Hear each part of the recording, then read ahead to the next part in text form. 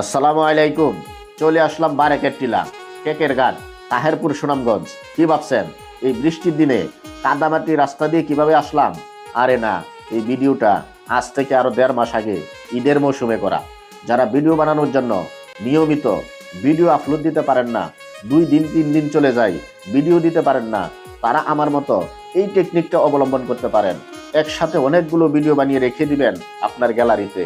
যখন আপনার কাজের চাপের জন্য ভিডিও বানাতে পারবেন না, তখন এই রিজার্ভ থেকে ভিডিওগুলো ছেড়ে ধারাবাহিকতা রক্ষা করতে পারবেন।